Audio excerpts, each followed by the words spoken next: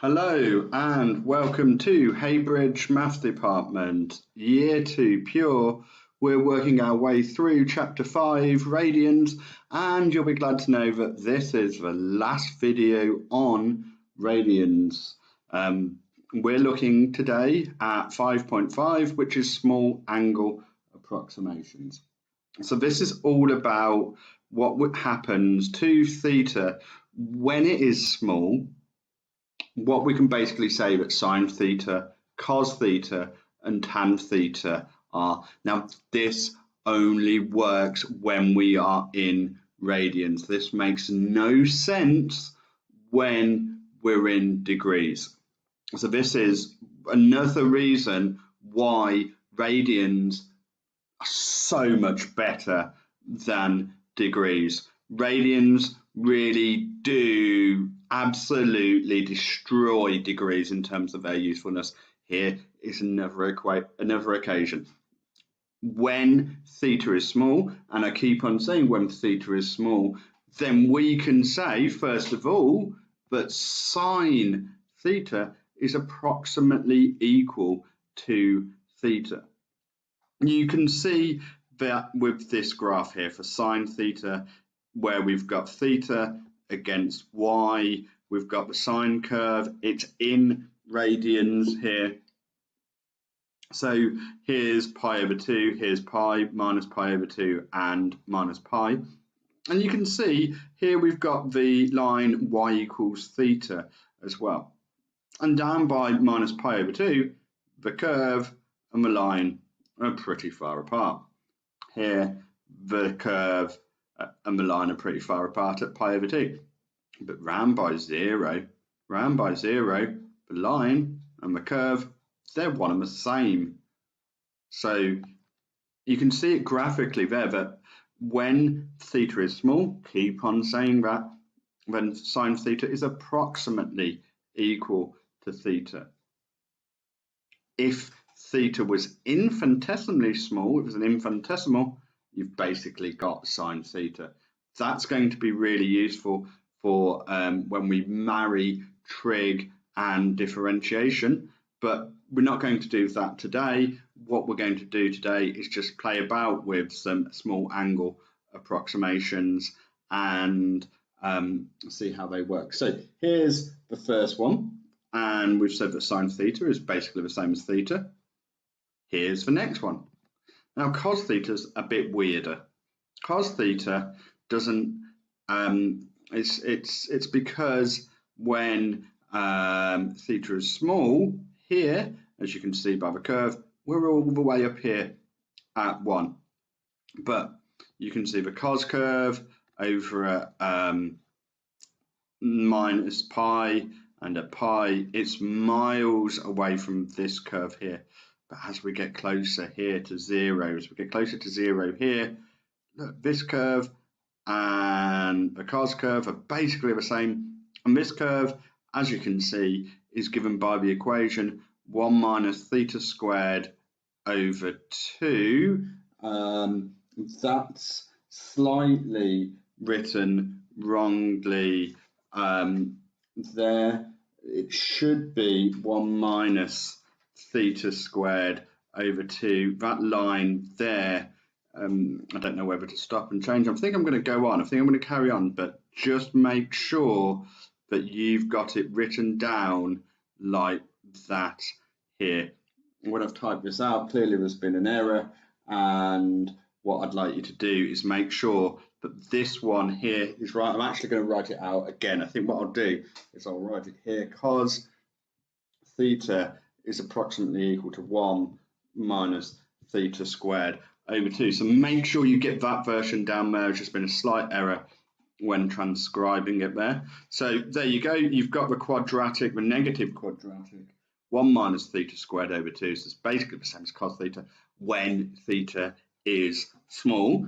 And the last one that we've got here is tan theta is basically the same as theta.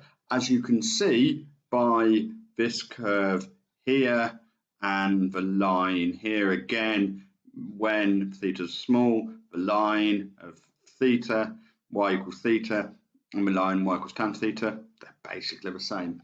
Closer and closer you get to 0, the closer and closer that line and that curve are to each other. So there you go, you've got the 3 down there. What I'd like you to do now is have a look at these examples. I'm going to do an example, you're going to do an example, and then I'm going to do one final one for you.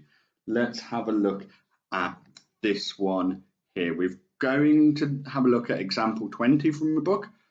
When theta is small, find the approximate value of sine 2 theta plus tan theta over 2 theta. So we are going to say that sine 2 theta plus tan theta all divided by 2 theta, that's going to be approximately equal to, well, we said that sine theta was approximately equal to theta, so sine 2 theta is going to be approximately equal to 2 theta, and tan theta, well, that's approximately equal to theta. So you've got 2 theta plus theta over 2 theta.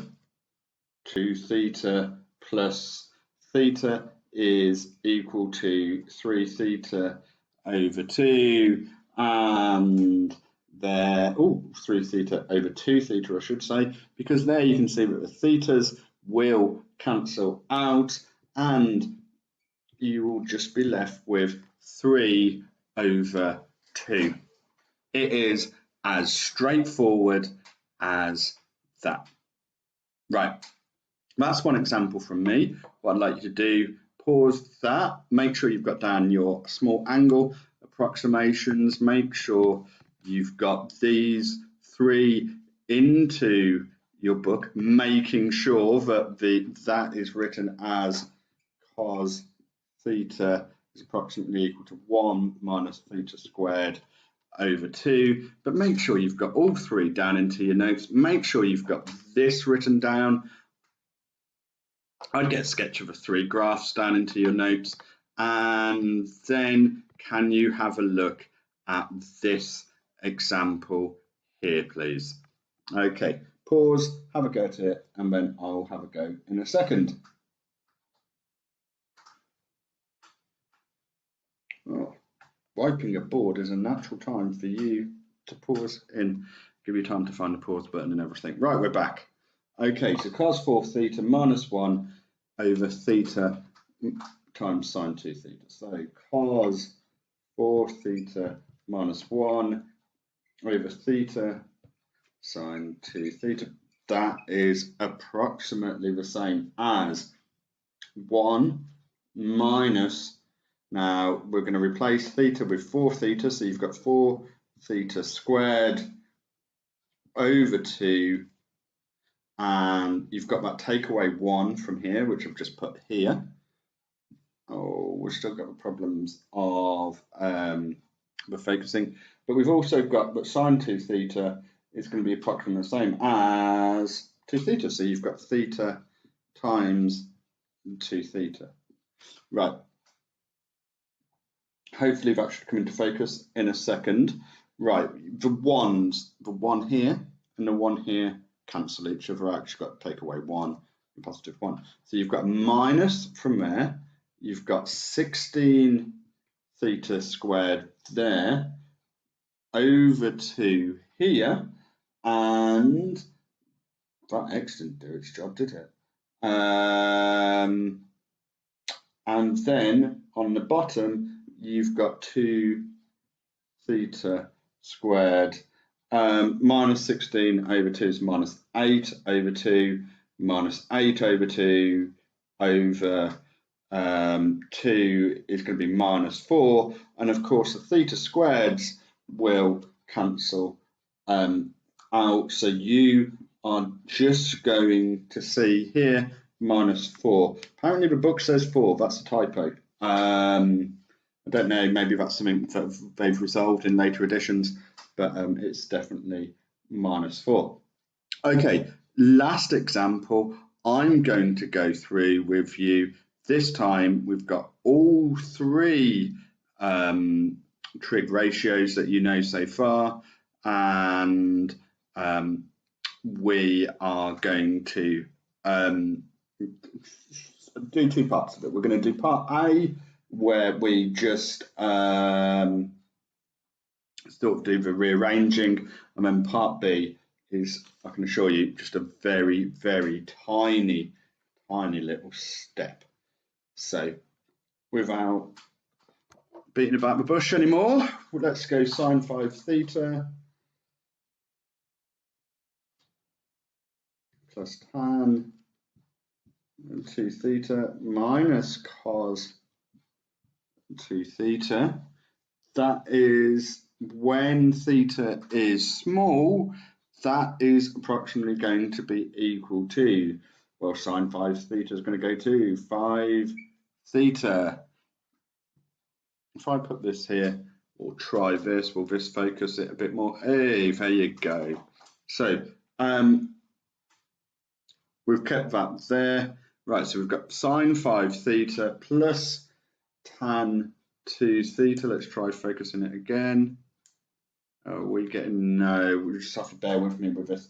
Tan 2 theta is just going to go to 2 theta, and then cos 2 theta is going to go to minus 1 minus 2 theta squared, all divided by 2. I can assure you this is fantastic maths if you could read it.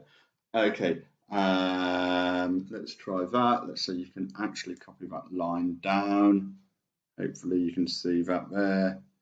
Great. And then you've got 5 theta plus 2 theta. That is going to be 7 theta. Then you've got the minus here and the 1 there, so you've got minus 1. And the minus and the minus becomes a positive. 2 theta squared is 4 theta squared.